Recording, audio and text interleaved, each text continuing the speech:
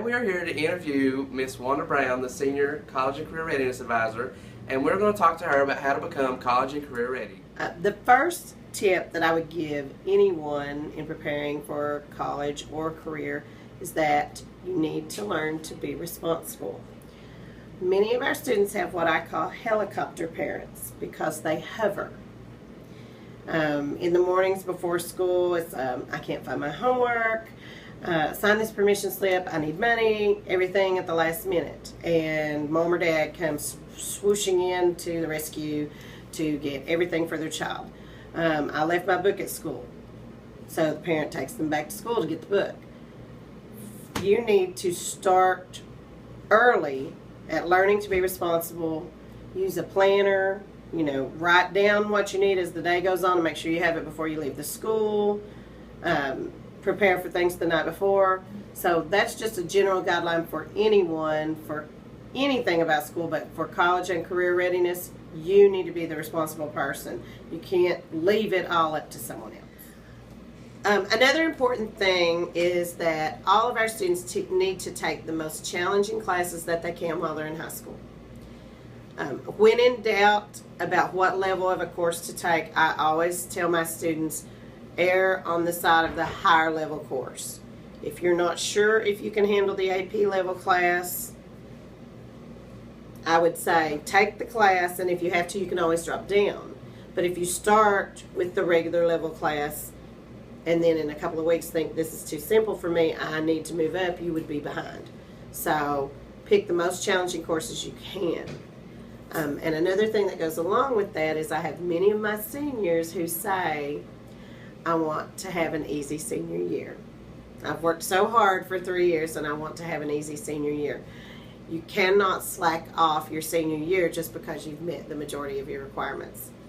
One of the reasons the state of Kentucky chose to add that fourth high school math requirement was because so many of our students, when they got to college, were having to take a remedial college math course, which means you're not ready for college level math yet, so you have to take this course, you have to pay for it, and you get no credit for it.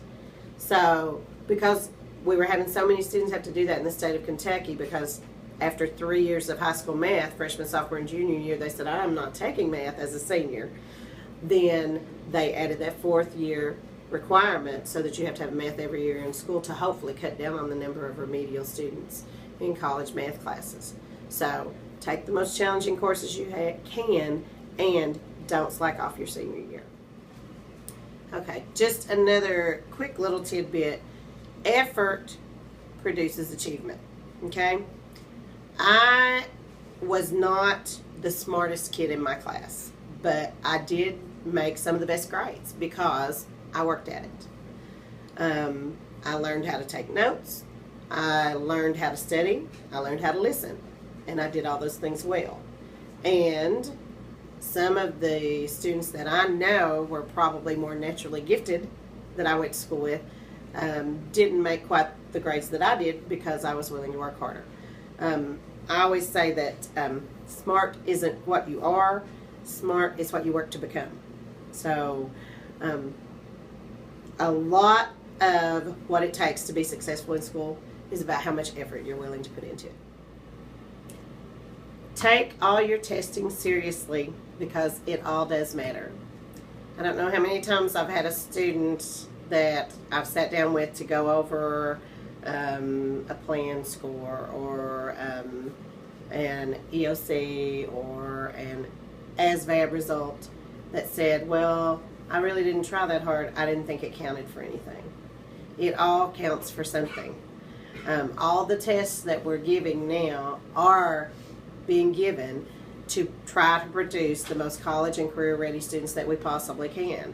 The work keys and the IC3 tests and even the ASVAB have a lot to do with career.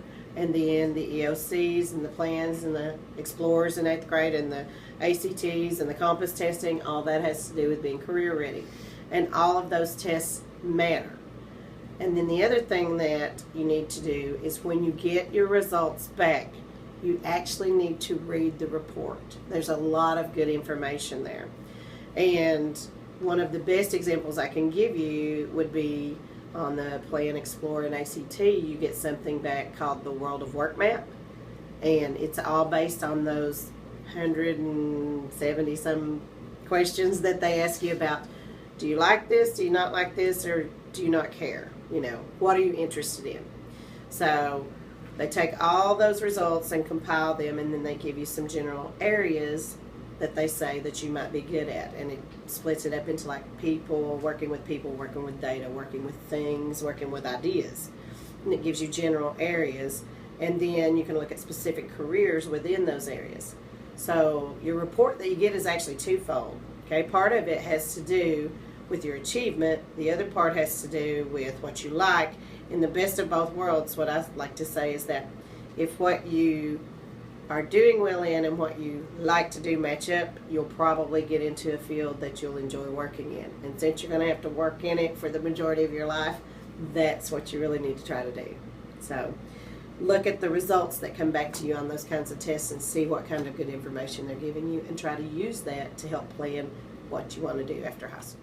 The last thing I would recommend is that you use all your resources, and that includes people like your guidance counselors, and if you have a college and career readiness advisor, and also use people like your career recruiters and college recruiters and military recruiters and college representatives and financial aid officers and all of those people. Ask them questions because they're the experts in those fields. And if they don't know the answer, they can usually steer you to the person that does know the answer. So use all the resources you can, and no question's a dumb question. Ask them the things that you don't know. Those people, their jobs depend on students like you coming in and asking them questions, and there being a need for them to work and do those kinds of things. So they'll be glad to help you.